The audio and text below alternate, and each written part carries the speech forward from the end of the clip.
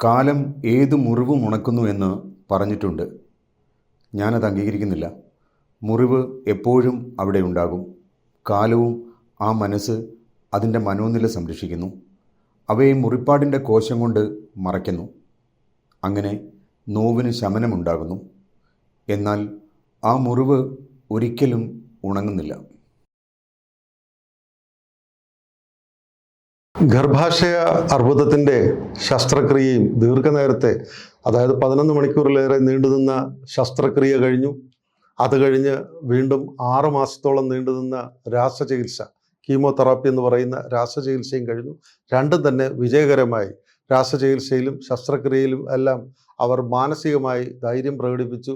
അതിനോട് ഒത്തുചേർന്ന് നിന്നു എന്നുള്ളതിൻ്റെ ആത്മബലത്തിലാണ് അവർ പൂർണ്ണമായി അസുഖം ഭേദമായി ഇനി ആരോഗ്യം വീണ്ടെടുക്കുക എന്നുള്ളൊരു സാഹചര്യത്തിലേക്ക് വന്നു. അവർ ന്യൂയോർക്കിൽ നിന്നും സ്ലോവൻ കെറ്ററിംഗ് ഹോസ്പിറ്റലിൽ നിന്നും എല്ലാ രാസചികിത്സയും കഴിഞ്ഞു. രാസചികിത്സ യഥാർത്ഥത്തിൽ 16 സെഷൻ പറഞ്ഞിരുന്നു. ആ 16 സെഷനിലും അവർ സഹകരിച്ചു എന്നുള്ളത് കൊണ്ട് തന്നെ 14 സെഷനായിട്ട് കുറച്ച് അവരുടെ രാസചികിത്സ 2 സെഷൻ ഒഴിവാക്കേണ്ടി വന്നു. അത്രയധികം തീവ്രമായി അവർ അതിനോട് സഹകരിച്ചു എന്നുള്ളതാണ് ഡോക്ടർ വിക്കി മാക്കർ എന്ന് പറയുന്ന ഇന്ത്യൻ വംശജ അവർക്ക് രാസചികിത്സ നടത്തിയ ഡോക്ടർ, നേതൃത്വം നൽകിയ ഡോക്ടർ പറഞ്ഞത്.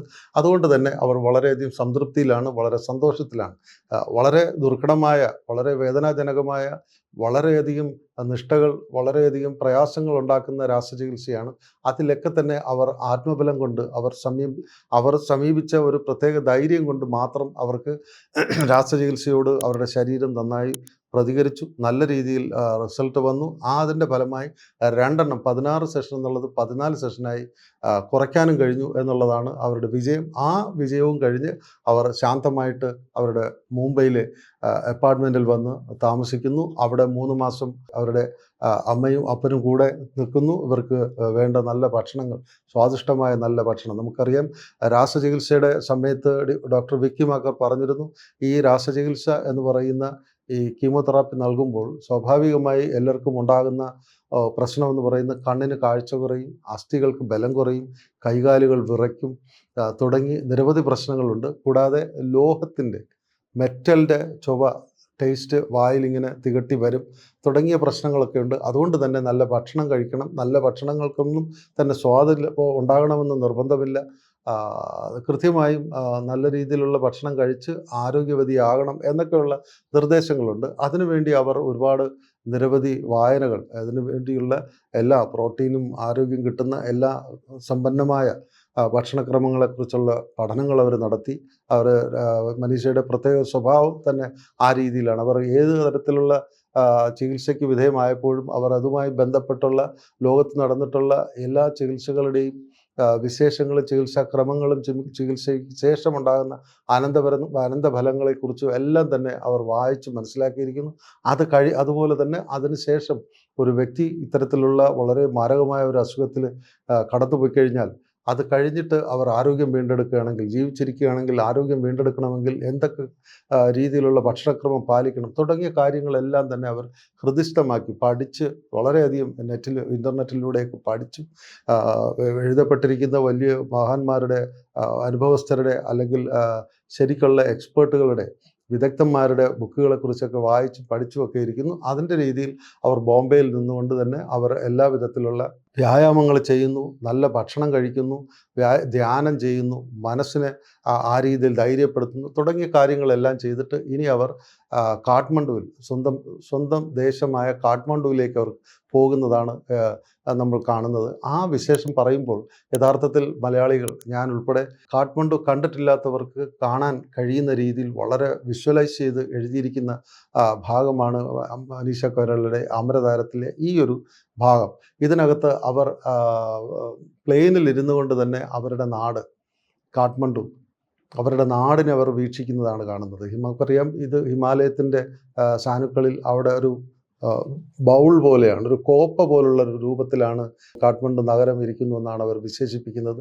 ഹിമാലയത്തിൻ്റെ മുകൾ പരപ്പിൽ പ്ലെയിനിൽ ഇങ്ങനെ യാത്ര ചെയ്യുമ്പോൾ അവർ കാഠ്മണ്ഡുവിൻ്റെ മുകളിൽ എത്തിയപ്പോൾ ECGയിൽ കാണിക്കുന്ന രേഖകൾ പോലെ അപ്സ് ആൻഡ് ഡൗൺസ് ഉള്ള രേഖകളും പിന്നെ സമതലത്തിലുള്ള രേഖയും ഇതെല്ലാം തന്നെ മഞ്ഞു മൂടി നിൽക്കുന്നത് അവർ അതിനെ കാണുന്നു. അതുകൂടാതെ പ്ലെയിൻ വീണ്ടും വീണ്ടും താഴെ ലാൻഡ് ചെയ്യാൻ വേണ്ടി താഴോട്ട് വരുമ്പോഴേക്കും അവിടുത്തെ പർവ്വതനിരകൾ അത് കഴിഞ്ഞിട്ട് നല്ല നല്ല ഹരിതാപമായ കാഠ്മണ്ഡുവിനെ കാണിക്കുന്നു. അതുകൂടാതെ പാടങ്ങൾ, നദികൾ എല്ലാം കാണിക്കുന്നു. ഇതെല്ലാം വളരെ വിഷ്വലൈസ് ചെയ്ത് അവർ എഴുതിയിരിക്കുന്നത് കാണാൻ കഴിയുന്ന രീതിയിൽ. ഈ പുസ്തകം അമരതാരം വായിച്ചാൽ തന്നെ ഈ പ്രത്യേക ചാപ്റ്ററിൽ എത്തുമ്പോൾ തന്നെ കാഠ്മണ്ഡുവിൽ പോകാതെ തന്നെ നമ്മൾ കാഠ്മണ്ഡുവിൻ്റെ പ്രത്യേകതകൾ, വശ്യമനോഹരമായ കാഠ്മണ്ഡുവിനെ വളരെ വിശാലമായി വളരെ വ്യക്തമായി അവർ അത് വർണ്ണിക്കുന്നു. അത് ആ രീതിയിലേക്ക് അവരുടെ വർണ്ണനകൾ അങ്ങോട്ട് പോകുന്നു. അതിലുപരി അവർ നാട്ടിൽ നിന്ന് മാറി നിന്നു ഈ ചികിത്സയുടേതായ ഒരുപാട് മാനസിക ആഘാതങ്ങളിൽ നിന്നെല്ലാം മോചനം നേടാൻ അവർ അവരുടെ സ്വന്തം നാട്ടിൽ അവർ കളിച്ചു വളർന്ന നാട്ടിലേക്ക് എത്തുമ്പോഴുണ്ടാകുന്ന ആ ഒരു സന്തോഷം കൂടെ അവർ അതിനകത്ത് പ്രകടിപ്പിക്കുന്നുണ്ട്. ഈ സന്തോഷം എന്ന് പറയുന്നതിലുപരി അവർ അവിടെ ലാൻഡ് ചെയ്യുന്നു. അത് കഴിഞ്ഞിട്ട് നേരെ കാഠ്മണ്ഡുവിൽ അവർ ഇറങ്ങിയ ഉടനെ അവർ പോകുന്നത് അവരുടെ മുത്തച്ഛൻ്റെ വീട്ടിലാണ്. അതായത് അച്ഛൻ്റെയും അമ്മയുടെയും വീട്ടിൽ എന്നാണ് അവർ പറയുന്നത്. അവരുടെ അച്ഛൻ്റെയും അമ്മയുടെയും വീടെന്ന് പറയുമ്പോൾ അവരുടെ മുത്തച്ഛൻ അവിടുത്തെ രാജാവും പ്രധാനമന്ത്രിയുമായിരുന്ന ആദ്യത്തെ പ്രധാനമന്ത്രിയുമായിരുന്ന ആ വീട്ടിലേക്കാണ് അവർ പോകുന്നത്. അവിടെ ചെല്ലുന്നു. ആ വീട്ടിലെ വിശേഷങ്ങൾ അവർ പറയുന്നു. അവരവരുടെ കുട്ടിക്കാലത്ത് മുത്തച്ഛൻ്റെ വീട്ടിൽ അവരുടെ അപ്പൻ്റെയും അമ്മയുടെയും കൂടെ നിന്നപ്പോഴുണ്ടായിരുന്നു ആ വീട്ടിലെ സാഹചര്യങ്ങൾ പറയുന്നു. അദ്ദേഹം ഒരു രാജാവ് എന്നുള്ള നിലയിലും രാഷ്ട്രീയ നേതാവ് എന്നുള്ള നിലയിലും ഒക്കെ തന്നെ ആ വീട്ടിൻ്റെ അന്തരീക്ഷം പൊതുവെ യഥാർത്ഥത്തിൽ അവിടെ എപ്പോഴും ആർക്കും ഒരു എന്താ പറയുക ഒരു വിധത്തിലുള്ള അധികാരഭ്രമങ്ങളും ഇല്ലാതെ എല്ലാ മനുഷ്യരും ഒന്നിച്ച് അവരുടെ വീട്ടിൽ എല്ലാവരും ഒന്നിച്ച് കർഷകരും ശുചിത്വ ജോലി ചെയ്യുന്നവരും എല്ലാ മനുഷ്യരും വിവിധ തരത്തിലുള്ള തൊഴിലും മറ്റ് കാര്യങ്ങളും പദവികളും ഉള്ളവരാണെങ്കിലും ഒരു പദവിയും ആരെയും ബാധിക്കുന്ന രീതിയിലുള്ള സമീപനം ആ വീട്ടിലില്ല. എല്ലാവർക്കും ഒന്നിച്ചിരുന്ന് ഭക്ഷണം കഴിക്കാം, എല്ലാവർക്കും സന്തോഷത്തോടുകൂടി ജീവിക്കാം. ആ ഒരു അന്തരീക്ഷം അവർ ഇതിനകത്ത് വിവരിക്കുന്നുണ്ട്. അത്തരത്തിലുള്ളൊരു വളരെ ജനാധിപത്യ രീതിയിലുള്ളൊരു സംവിധാനം അത് ജീവിത അനുഭവമായിട്ടാണ്. യഥാർത്ഥ സോഷ്യലിസവും സെക്യുലറിസവും ഒക്കെ തന്നെയാണ് അവരുടെ നാട്ടിലുള്ളതെന്നും അതിൻ്റെ ഒരു വക്താവാണ് തൻ്റെ അപ്പൂപ്പൻ, തൻ്റെ പിതാവിൻ്റെ അപ്പൻ എന്നുള്ളത് ഒക്കെയാണ് ഇതിനകത്ത് വിവരിക്കുന്നത്. ആ ഒരു സാഹചര്യം അങ്ങനെ നീണ്ടുപോകുന്നു. അവിടെ നിൽക്കുന്നു. പെട്ടെന്ന് അവർക്ക് കുറച്ച് പനിയുടെ ചില അസ്വസ്ഥതകൾ വരുന്നു. അപ്പോഴേക്കും അവിടുത്തെ വെള്ളത്തിൻ്റെ പ്രശ്നമാണോ മറ്റെന്താണ് പ്രശ്നങ്ങൾ എന്നൊന്നും അറിയാതെ അവിടെ തന്നെ കഴിയാൻ വളരെയധികം സന്തോഷത്തോടുകൂടി ആ വീട്ടിൽ തന്നെ പിതാവിൻ്റെയും അമ്മയുടെയും വീട്ടിൽ തന്നെ കഴിയുവാൻ അവർ ആഗ്രഹിച്ചുവെങ്കിലും പനി അവർക്ക് തോന്നുന്നു. പനിക്ക് അവർ സഹോദരനെ വിളിക്കുന്നു. സഹോദരൻ സിദ്ധാർത്ഥനെ വിളിക്കുന്നു. സിദ്ധാർത്ഥനുമായിട്ട് ഹോസ്പിറ്റലിൽ പോകുന്നു. പക്ഷേ പനി കുറവില്ലാതെ വന്നപ്പോഴേക്കും സിദ്ധാർത്ഥൻ്റെ ഭാര്യ യൂലയുടെയും വീട്ടിൽ, അതായത് സഹോദരൻ്റെ വീട്ടിലേക്ക് മാറി താമസിക്കുന്നു. അവിടെ ചെന്ന് വ്യക്തമായി, കാരണം ഇവിടെ കുറച്ച് തെക്കും തിരക്കും ഒക്കെ ഉണ്ട്. മനീഷ അവിടെ ഇങ്ങനെ അസുഖം ഭേദമായി വന്നു എന്നുള്ളത് കൊണ്ട് തന്നെ നാട്ടുകാരും അവരുടെ ബന്ധുക്കളും പരിചയക്കാരും ഒക്കെ നിരവധി രീതിയിൽ ബന്ധമുള്ളവരെല്ലാം തന്നെ മനീഷയെ കാണാൻ വരുന്നുണ്ട്. അപ്പോൾ അത്തരത്തിലുള്ള അണുവിമുക്തമായിട്ടുള്ള ഒരു സാഹചര്യം വേണം. തെക്കും തിരക്കും അവർക്ക് ചിലപ്പോൾ സഹിക്കാൻ പറ്റില്ല എന്ന് വരും. കാരണം പൂർണ്ണ ആരോഗ്യവതി ആയിട്ടില്ല. അവർ വളരെ സെൻസിറ്റീവാണ്. ഇത്തരത്തിലുള്ള പരിസരത്തിലുള്ള അണുബാധയ്ക്ക് സാധ്യതയുള്ള കാര്യങ്ങൾ അവരെ ബാധിക്കും എന്നുള്ളത് കൊണ്ട് അവർ അവരുടെ സഹോദരൻ്റെ വീട്ടിലേക്ക്, സിദ്ധാർത്ഥൻ്റെ വീട്ടിലേക്ക് മാറുന്നു. അത്തരത്തിലേക്ക് അവരവിടെ മാറുമ്പോൾ അവിടെ യൂല എന്ന് പറയുന്നവരുടെ നാത്തൂൻ, അവരുടെ സഹോദരൻ്റെ ഭാര്യ, അവർ വളരെ നല്ല രീതിയിലുള്ള പരിചരണം നൽകുന്നു. അതുകൂടാതെ അവരുടെ മാനസികമായി അവരുടെ കുട്ടിക്കാലത്തിലേക്ക് അവർ പോകുന്നു. അവിടെ നിൽക്കുമ്പോൾ തന്നെ അമ്മയുടെ വീട്ടിൽ നിൽക്കുമ്പോഴും യൂലയുടെ വീട്ടിൽ അല്ലെങ്കിൽ സഹോദരൻ്റെ വീട്ടിൽ നിൽക്കുമ്പോഴും അവർ ചിന്തിക്കുന്നത് കാഠ്മണ്ഡുവിൽ അവരുടെ കുട്ടിക്കാലം ചെലവഴിച്ചപ്പോൾ ഉണ്ടായിരിക്കുന്ന ഉത്സവങ്ങളെക്കുറിച്ചാണ്. അവിടെ നിരവധി രീതിയിലുള്ള ഉത്സവങ്ങളുണ്ട്.